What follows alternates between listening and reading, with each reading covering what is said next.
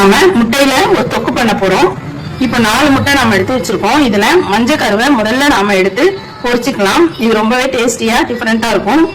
வாங்க பார்க்கலாம். இதுல நம்ம எண்ணெய் நல்லா காஞ்சிருக்கு. மஞ்சள் கருவை இதுல நம்ம சேர்த்துக்கலாம். தனித்தனியா சேர்த்துக்கலாம். நீங்க அந்த எல்லோவை மட்டும் எடுக்கணும். இது இப்ப நல்லா வேகட்டும். வெந்தோன்னு பார்க்கலாம். இதை நம்ம அப்படியே எடுத்து வச்சிடலாம். வேற பிளேட்டுக்கு மாத்திடலாம். இது அப்படியே நம்ம வேற பிளேட்டுக்கு மாத்திட்டோம். இப்போ தாளிச்சிடலாம். இப்போ அதே எண்ணெயில தாளிச்சிடலாம். பிரிஞ்சி இலை, பட்டை, கல்பாசி, லவங்கம், ஒரு ஏலக்காய் எல்லாம் சேர்த்துக்கலாம். பச்சை மிளகாய், பொடியாக நறுக்கின வெங்காயம், தேவையான அளவு சால்ட்டு சேர்த்துக்கலாம். இது நல்லா ஃப்ரை ஆகட்டும்.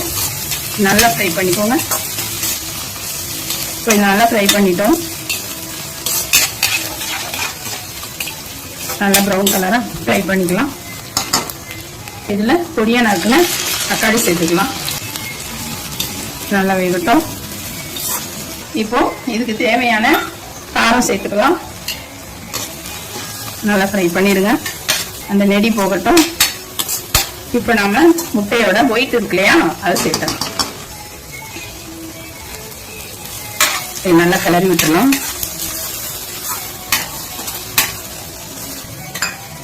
இப்போ இது நல்லா ஃப்ரை ஆயிடுச்சு. இப்போ இந்த எல்லோ போட்டுடலாம். இப்போ நீங்க இதை நல்லா ஃப்ரை பண்ணி விட்டுருங்க.